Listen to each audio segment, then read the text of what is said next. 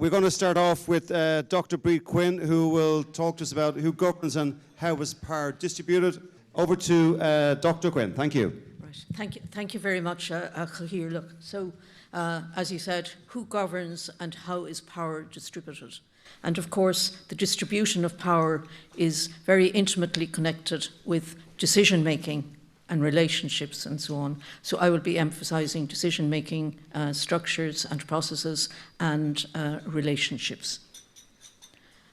And a reminder to us, we're 3/4 of the way through day one, but the first of the terms of reference of this assembly is to consider the strengths and weaknesses of the current model of local governance in Dublin. So just a reminder in case we had gone off track or whatever. And I believe that in order to carry out such an assessment, that it is useful to outline the way the current power structures operate and the decision processes that are in place, and to identify the range of actors and the bodies that are involved in decision-making and governing. And I want to begin by, again, reminding you, even though you're probably all aware, of the government power structures in Ireland. Our president, the first citizen, is the most powerful in one sense, or the most important of our leaders. And then you have the three branches of central government: the executive branch, the legislative branch, and the judicial branch. And you have the whole separation of powers between them, but that they all work together to rule at central level. Implementing the decisions made at both national level and at local level, you have the public service, with the civil service being particularly involved at national level. And you have public servants at all levels and in so many organisations. And at the bottom of, not even a pyramid, but at the heap, is local government. And that is the kind of relationship that is used to visualise the power structures here in Ireland. And it's the system that was selected at the foundation of the state, which of course was strongly influenced by the Westminster model, which had been in place before the foundation of the state, and Aid touched on that this morning. But when it comes to decision-making in local government, you have two strands in operation. The elected council, who are supposedly the ultimate decision makers, and then you have the chief executive, formerly known as the county and city manager. So as my colleagues on the advisory team have said already, policy decisions are made by the elected councillors, and they're made during council meetings, obviously, and the decisions may be made either with the full council. So when you have a plenary council, and the major decisions like budgeting and so on have to be made during a plenary council. But since 2014 particularly, and before that you had area committees, you have municipal and metropolitan groupings. So we'll say, again, in the area that I live, in Kilmallock, there is a municipal grouping that makes decisions about the roads, the lights, the things in our area, rather than the full council prioritising those sort of things. So you have councillors as the ultimate decision makers, making their decisions either as a plenary council or in one of the sub-formations of the council. And side by side, hand in hand, but I think I'm not sure that some of the councillors would say hand in hand, is the chief executive involved in the decision making. And the chief executive is assisted by a senior management team, quite frequently referred to as directors of services, with people, maybe the director of environmental services or whatever. They do the management on a day-to-day basis. And it is the duty, and it's written in the legislation and in the guidelines and in all the booklets, it is the duty of the chief executive to advise and assist the elected council. So, and both the councillors and the chief executive obviously have a common interest in the communities that they serve. Now, a lot of people say councillors have no decision-making roles or whatever, but they actually have. So on the far side, you have the councils, the decisions made by councillors at full council level. And one of those important issues is the approving of the annual budget. So it is the councillors decide what the final budget will be, what goes into it, and they often have to prioritise one issue over another. They also adopt, as a full council, the local economic and community plans. And I would say, from here on in, get up off your chairs in the future when there's a plan being made in your area and bring your granny and your nieces and nephews and your grandchildren and go and look at the draft plan, make your input and have a say in that draft plan. But when the drafting is done, the councillors adopt the plan as a full council. They make housing policy decisions. They decide on the figure, if some of you have businesses, you'll be aware of that, the amount of commercial rates that are to be paid. Interestingly, councils, we are all paying our property tax, I hope, and the property tax varies from local authority to local authority. The basic figure is set by central level, but local authorities have the power to either increase or decrease that by up to 15%. And the variations are interesting. In the 4 Dublin local authorities, there's no, they just go with the basic figure. In some others, in Kerry, they have increased it by 7.5%. And in some other counties, sorry, it was just my examples, like Cavan and Donegal increased their property tax by the full 15% because they wanted to raise as much money as they could. And then another decision made by the council in the plenary session is the county development plan, or the city development plan as it is. Then at district level, you have the other services, so it might be things about litter, about the kind of works, so which roads will be repaired during a particular year, what kind of charges will they have for the council amenities, so the recycling centre, will they keep it at €5 per car or whatever, school warden arrangements, and the allocation of funding for community initiatives. So those decisions would be taken at district level. And then the ones at the bottom can be taken either at local or at full level. So the civic honours. You know, there was so much excitement when Kelly Harrington was made, got her honour from the council. So that kind of decision would have been made by the councillors. Also, which structures should be protected. And again, that can be controversial sometimes.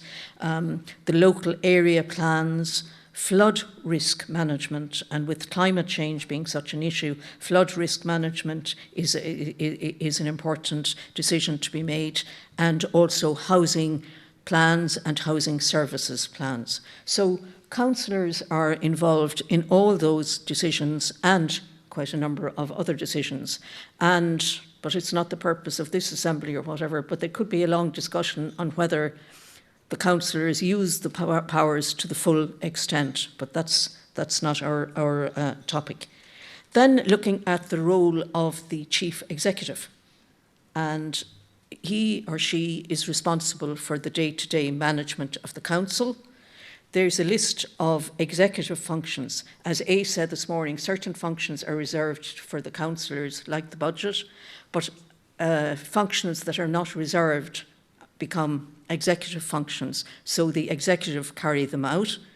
And the chief executive, 2 things that may be of particular interest to you. First of all, the chief executive is an employee of the council, and the council has hiring and firing right. The council has to approve the appointment of the chief executive, and should, now obviously the circumstances are very limited and so on, but if there were if the decision had to be taken to sack a CEO, the council would be taking that decision.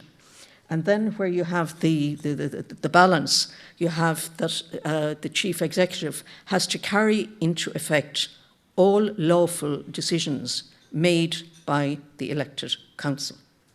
So you can see why the relationship between the councillors and the chief executive is very important, but that relationship varies so much depending on the combination of councillors in power, on the personalities of the councillors and the personality of the chief executive, and on the relationship that has been built up or not built up over the years. So it's not a simple process. And to make the decisions arriving at, whether it's the budget or some of the other issues that I've noted, you've quite a range of actors. So I already mentioned the subdivisions, the metropolitan and municipal districts. And then you have, if you look at the third one before the second, strategic policy committees. Every local authority has a number of strategic policy committees. And they bring together not only councillors, but sometimes business people, sometimes community organisations. So every council that I know of has a transport strategic policy committee which works on transport policy for that local authority area. And then you have environmental SPCs and others. The chairpersons of the SPCs, who are always councillors, come together as a group called, so that's the second bullet there, the corporate policy group. So the chairpersons of the strategic policy groups come together and again work on prioritisation and agreement and so on before decisions are made. Then coming down to bullet number 4, in the 2014 reform, one of the, I mentioned earlier about institutionalising the involvement of communities and citizens and so on. So you had the creation of local community development committees, LCDCs, and every local authority has an LCDC, and it brings together not just the councillors and administrators, but representatives of the communities and representatives of all kinds of organisations. So again, you're getting the perspectives of a range of people, and they're feeding into the policy-making process. And then you say, who oversees all of these things? You have your normal administrative oversight and so on. But each local authority has an audit committee. And on that audit committee, you have several councillors, but you'll also have external members. So, for example, I'm on the Limerick City and County Audit Committee because of my kind of academic background and knowledge of it, but we also have some people who have very strong financial qualifications because that's their area of expertise and is needed. Then you have various other committees as the council needs them and so on. And you have joint committees. You may have heard of joint policing committees. So again, every local authority has established a joint policing committee where the local Gardaí and the council and some of the other organisations and so on come together and identify and try and find solutions for the kind of policing issues that they have. And then in a moment I'm going to talk a little bit about the external committees in which local authority members are involved. So it doesn't, not all the decisions can be just made at the monthly meeting of the council or whatever. You have a long build up and lots of information gathering and opinion gathering and so on. And these structures help to make sure that the decisions that are made reflect the needs and the priorities and the capacity that is available. Just to illustrate some of those, I thought the Galway hooker picture was nice. So that's the logo of the LCDC in Galway over there. Each county has, so if you want to participate as a layperson, get onto the PPN, Public Participation Network in your county. Once you get into their website, you can become a member of that PPN, and you'll be aware of different things that are going on. You don't have to be involved in an organisation. You can just join as a lay member. And then down at the bottom, I have the logo of the Leitrim Joint Policing Committee, just for illustration purposes, but this is how it works in reality. So an overview of the kind of decision-making process, starting at the bottom. You have your PPN, or Public Participation Networks, and those of you who are old enough to remember social partnership and the bringing together of the business people and different organisations to establish various policies. So at local level, you have the various social partners. They nominate people onto the local development, community development committees, the LCDCs, and the strategic policy committees. So you can see where it's going from non-elected people, ordinary people, up the various steps. So the strategic policy committees then work in collaboration with the municipal districts. They're the subdivisions of the council. So from all of that, you get input into decisions being made by the councillors as our elected representatives and the ultimate decision makers in local authorities, in conjunction with the chief executive and his or her officials. So I just thought it might be interesting for you to see how the decisions are made, who's involved, what are the processes that are going on. So have a look at your PPN. And the work doesn't stop there. Local authorities are involved in a huge range of external organisations. So the regional assemblies, as you might expect, HSE forums, might surprise some of you, third level governing bodies until that changes in the not too distant future, education and training boards, which somebody said earlier have replaced the VECs, cross-border bodies, sports partnerships, drugs task force, river basin management committees, which brings people from various counties together, and other organisations like Údaráis na Gaeltachta and Ferber and the Gaeilge.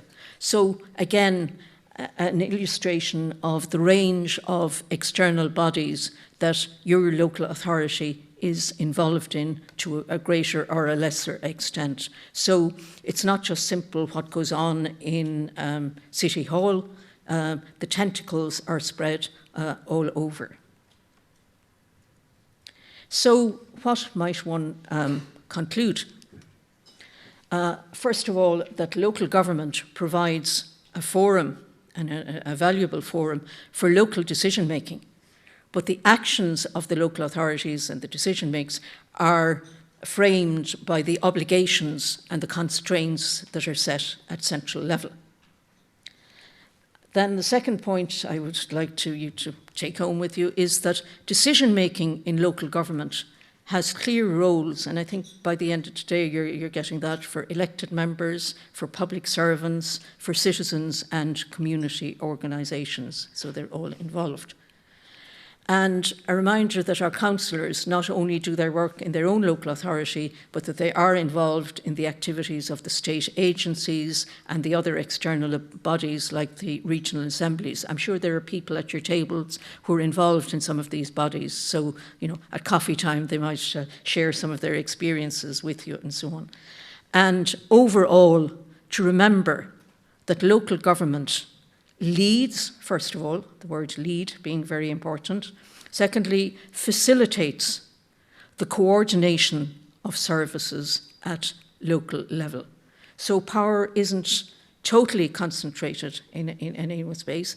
It's distributed over a number of actors, but some actors are more powerful than others, and as we go along, you're realizing that and so on. And like the ultimate question that we're dealing with is that if we suggest a directly elected mayor, you know, what format might that take, and what relationship would there be with the other structures and the other actors that were there? And just a thought, I mean, it's been a long day and so on, but something struck me earlier when A was doing his Cinderella bit and talking about, somebody said, what about the ugly stepmother? But I'm actually thinking maybe the directly elected mayor might be Prince Charming. But if there's a gender-neutral royal term, Prince or Princess Charming. So hopefully that gives you a sort of understanding of the complexity, but also like the clarity of how the decisions are made. So again, Gaurav Mahaguiv, and I thought this was a nice quote or a reminder for us all. I certainly think Carl Fleischmann is an American, and I've always believed in local government, and I'd say by the fact that you're here, you do too, but it's no harm to get a reminder occasionally. So Garamila Mahaguiv, and have a successful evening.